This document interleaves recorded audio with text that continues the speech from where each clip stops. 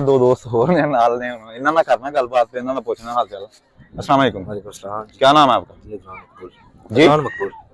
अदनान मकबूल। मकबूल। कहाँ से हो आप? कश्मीर से। कश्मीर से। जी जी। आजाद से या जम्मू से? आज़ाद कश्मीर। आजाद से। माइग्रेशन करके आए हुए हैं। अच्छा अच्छा 47 से।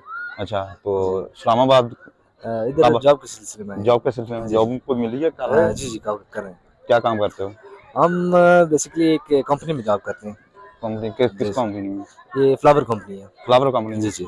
अच्छा तो दूर दूर क्यों जा रहे हो? वैसे ही अच्छा करंट मार रहा हूँ मैं? नहीं वो जरा माइक करीब आ रहा था ना इस वजह से। अच्छा अच्छा। confused था। अस्सलाम वालेकुम। वालेकुम अस्सलाम वरहमतुल्लाहि व बरकातुहू। ये कित्थों खिच के लियांदी सलाम? ए मैं अक्टूबर तो 6 किलो आंदी है अच्छा ते इथे तक वो बहुत टाइम लग गया इसमें। अच्छा। हाँ जी आहो जी। कितना टाइम लग गया? कमो पेश हो कोई 2.5 दिन 6 घंटे ते 31 मिनट हाँ। तो 59 सेकंड लगे ने इसते। अच्छा आहो जी। पहुंच गई है खैर खरीयत नाल? नहीं रास्ते में मसले वसले थे लेकिन बहरहाल फिर भी खिंच कुच के ले आंदी है मैं। अच्छा आहो जी। तू दस मैनू के कोई टैलेंट है तेरे को?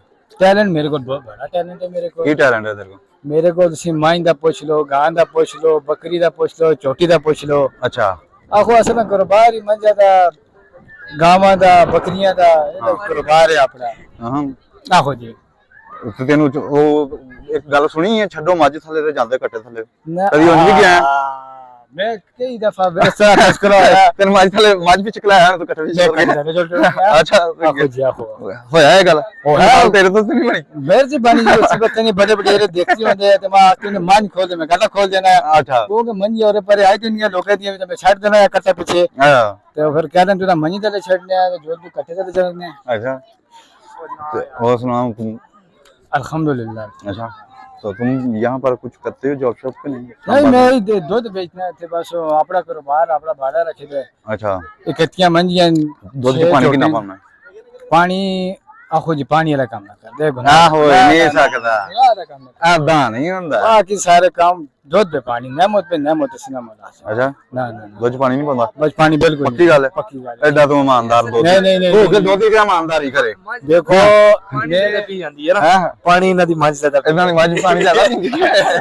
अच्छा ये व्यापारी है ना असली अच्छा। व्यापार करते हैं ना तो वो असली ना काशा नीला खाती है सारे इलाके में मशहूर है ना।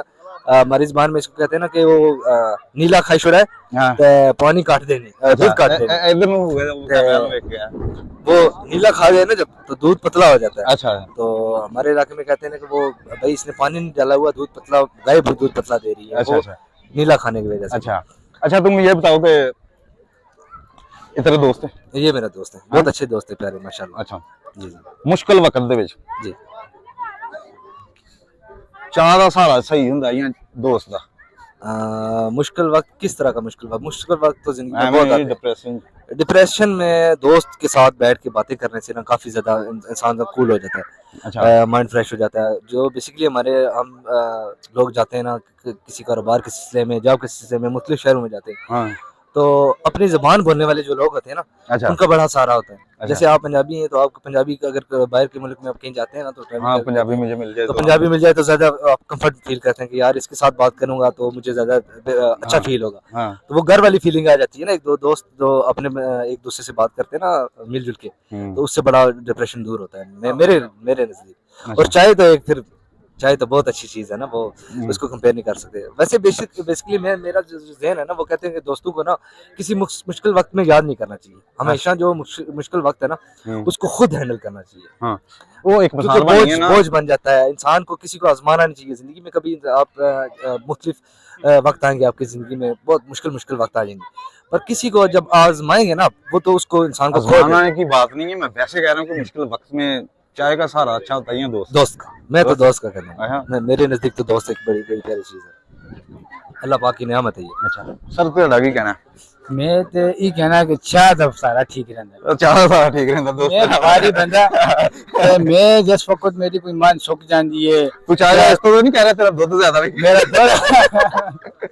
दूध का कारोबार है। मैं इसी बात तो कह रहे हैं कि क्योंकि मैं चाह रहा नाल ऐसा तो लोग देख सुन हाँ ते उस बात फिर लोग दोस्त ज्यादा उसकी डिमांड बन सी सही कि भाई दोस्तों को चंगा ते बंदा एक कप चाह पी कि नहीं आहो वो भी ते मतलब कोयली होन उत्ते देशकी होवे अच्छा ਤੇ ਖਾਲਸ ਦੁੱਧ ਹੋਵੇ ਮੇਰੇ ਬਾੜੇ ਦਾ ਅੱਛਾ ਤੇ ਉਬਲਦਾ ਹੋਵੇ ਤੇ ਤੇਜ਼ ਪੱਤੀ ਹੋਵੇ ਅੱਛਾ ਤੇ ਪੱਲਾ ਸੋਹਣਾ ਬਹਿ ਕੇ ਤੇ ਨਾਲ ਇੱਕ ਕੱਚ ਸਕੋਲ ਹੁੰਦਾ ਸਿਗਰਟ ਦਾ ਹਾਂ ਸਿਗਰਟ ਤਾਂ ਲੱਗੇ ਦਾ ਹੋਵੇ ਤੇ ਅੱਛਾ। ਦੁਨੀਆ ਦੇ ਹਰ ਗਮ ਤੋਂ ਬੇਗਾਮ ਹੋ ਕੇ ਬੰਦਾ ਹਾਏ ਯਾਰਾਂ ਦੋਸਤਾਂ ਦੀ ਲੋੜ ਹੀ ਕੋਈ ਨਹੀਂ यार दोस्तों की जरूरत ही कोई नहीं। ਹਾਂ ਸਹੀ ਕਹਿ ਰਹੇ ਜੀ। बाकी दोस्त भी अच्छी चीज है हाँ। होने चाहिए जिंदगी के अंदर मुखलिस दोस्त होने चाहिए जिस तरह मेरा दोस्त है कश्मीर तो मैं सब बुलाना अच्छे से बहनी है गपशप करने फिर अपने काम थे मैं अपने काम थे सही होने चाहिए दोस्त भी जिंदगी का हिस्सा अहम हिस्सा है दोस्त सही कहा तो बगैर भी गुजारा नहीं ਦੋਸਤਾਂ ਤੋਂ ਬਗੈਰ ਵੀ ਗੁਜ਼ਾਰਾ गुजारा नहीं बिल्कुल ਚਲੋ ਬਹੁਤ ਸ਼ੁਕਰੀਆ ਸਰ ਬਹੁਤ ਅੱਛਾ ਲੱਗਾ ਤੁਹਾਡੇ ਨਾਲ ਗੱਲਬਾਤ जाक अल्लाह ਕਰਕੇ मैं क्या ਤੇ ਕੋਈ ਸਾਡੇ ਓਰੀਜਨਲ ਵਾਸਤੇ ਕੁਝ ਕਹਿਣ ਹੋਇਆ ਹੋਵੇ मैं कहना कि बहुत अच्छे हो तो साना मिल के असें बहुत खुशी हुई है जैसे इस तरह खुशी हुई है कि असं घर के अंदर बैठ के अपने भाई गप्पां कर रहे हैं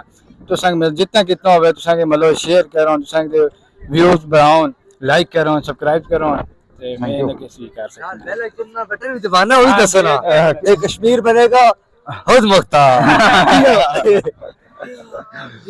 ਠੀਕ ਹੈ ਬਹੁਤ ਸ਼ੁਕਰੀਆ